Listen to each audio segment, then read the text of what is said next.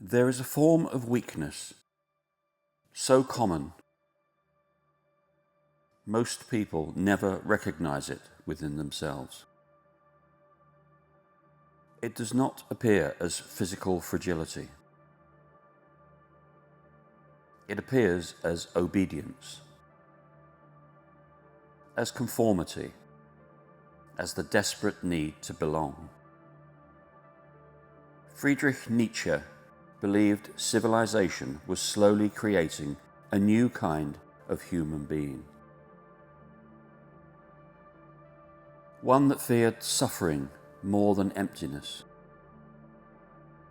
One that sacrificed individuality for comfort.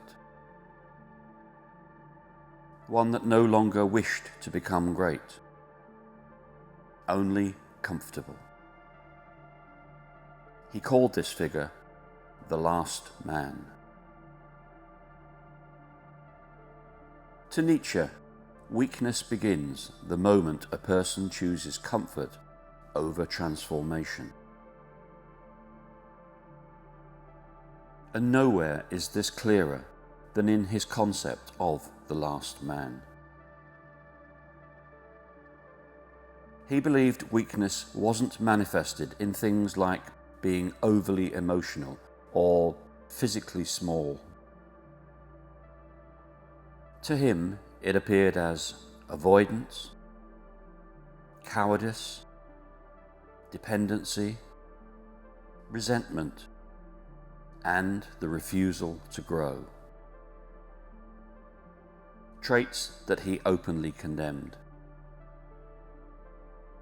People shaped by the nature of the last man fear standing alone, and are far happier being part of the crowd, falling in with the generally accepted status quo and opinion. They fear responsibility.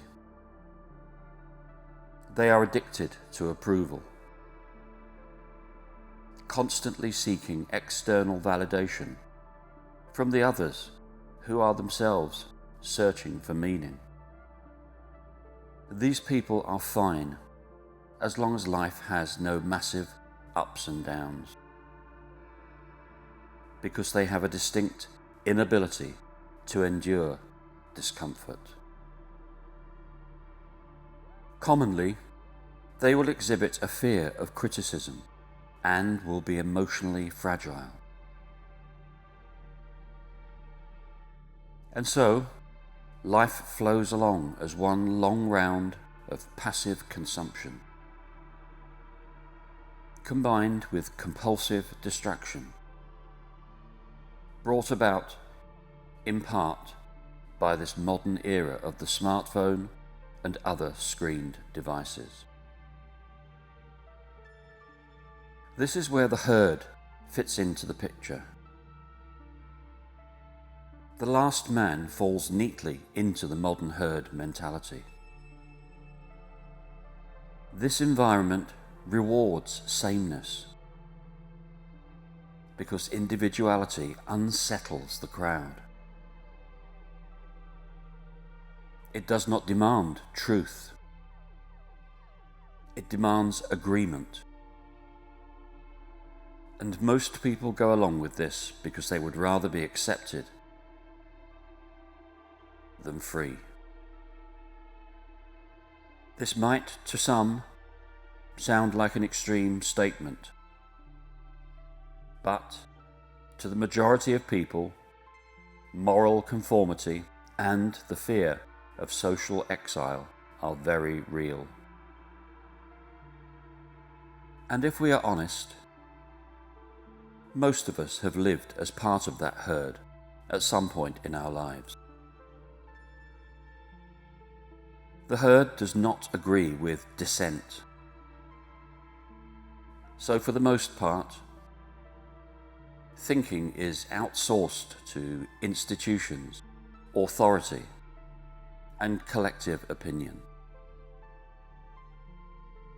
Its members live quiet, comfortable lives shaped by prefabricated identities.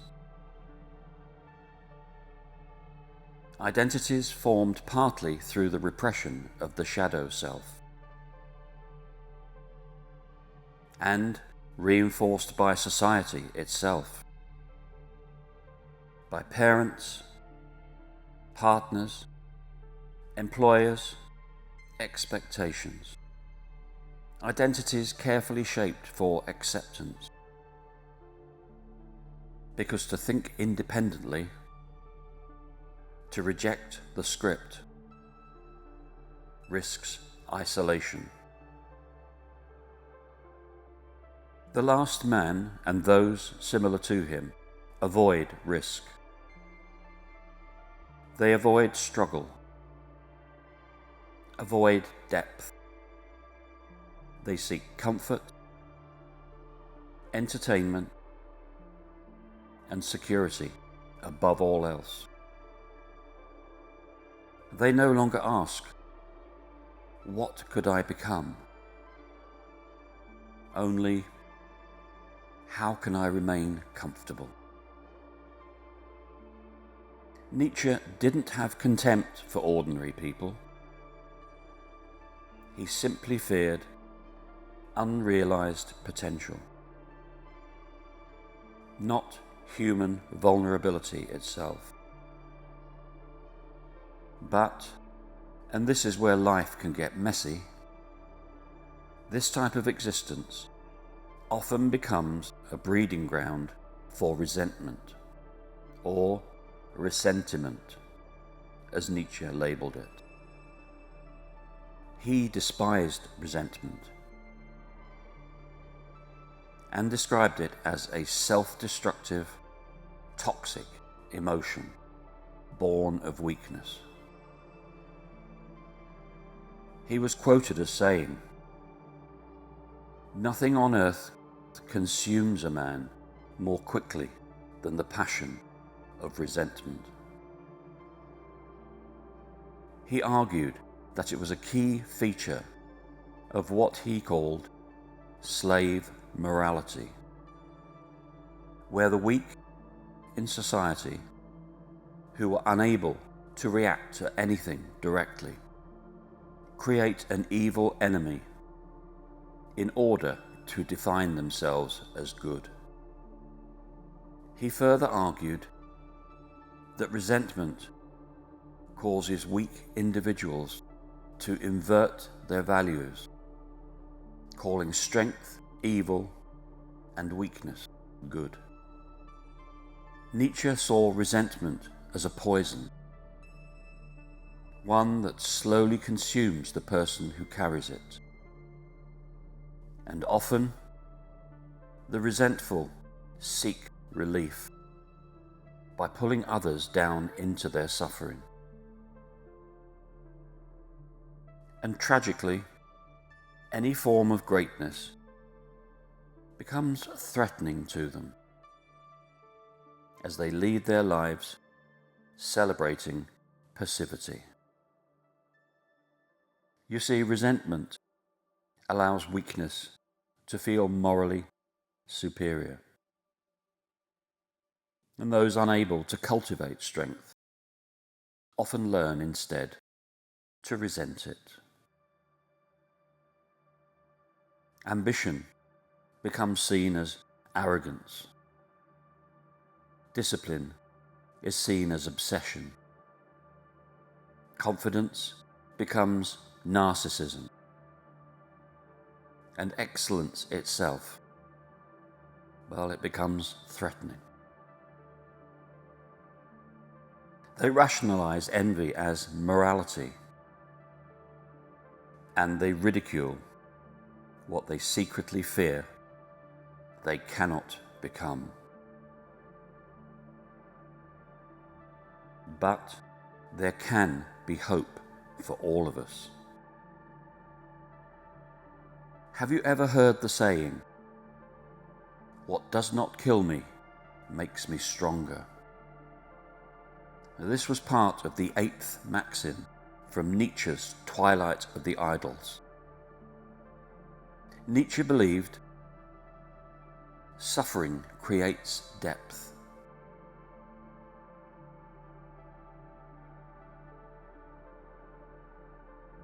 Struggle reveals character, and adversity awakens consciousness and refines the self. Nietzsche did not glorify meaningless pain, but he believed suffering was not inherently evil.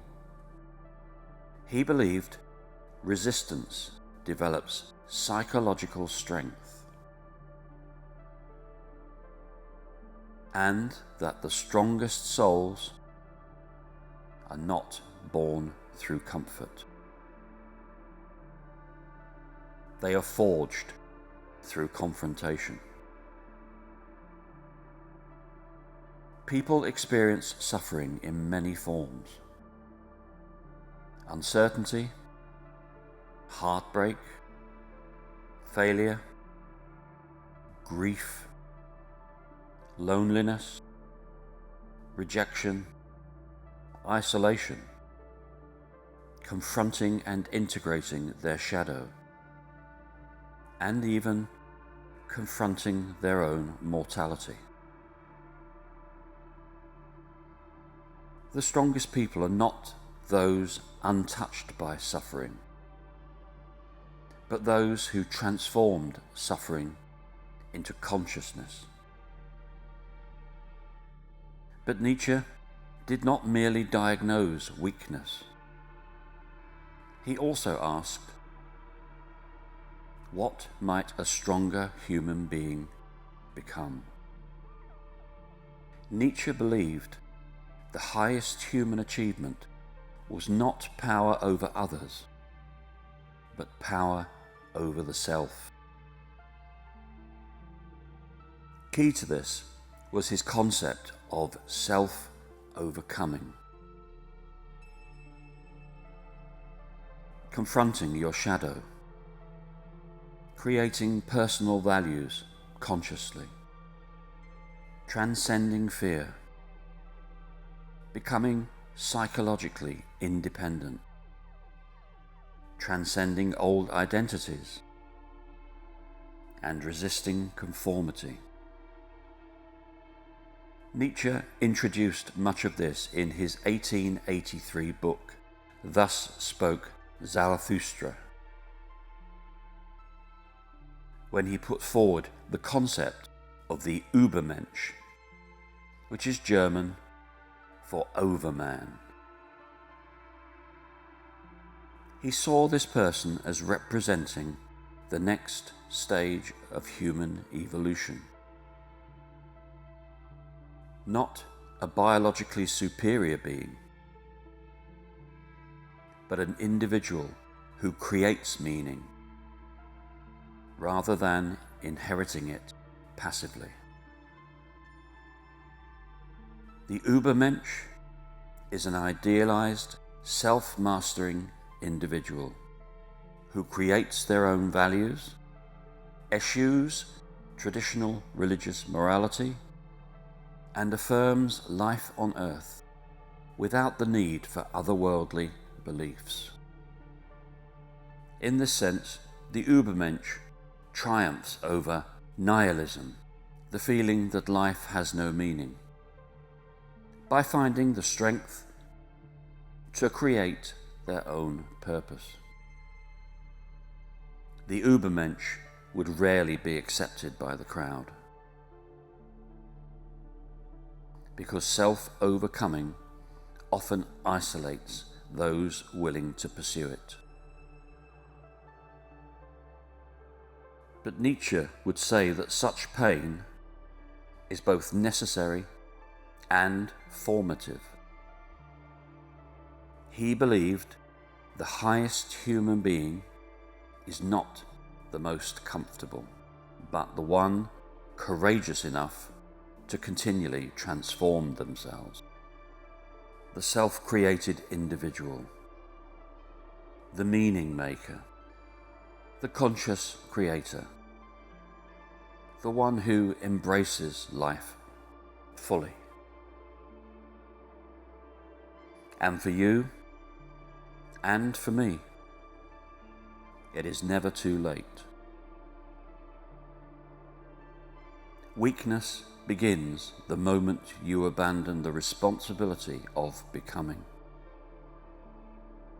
Remember, individuality requires courage. Suffering can refine rather than destroy. Comfort can become a prison. And the crowd only offers safety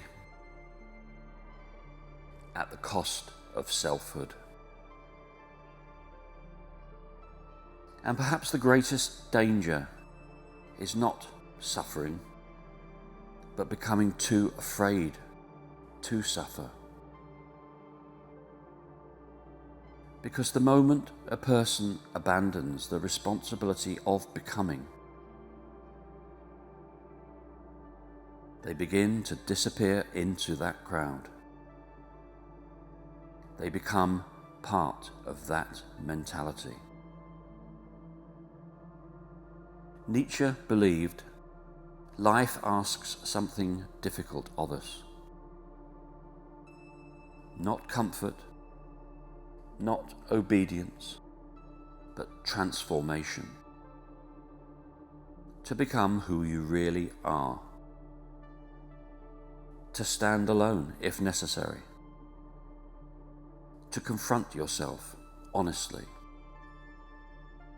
And to continue becoming even when the world rewards surrender.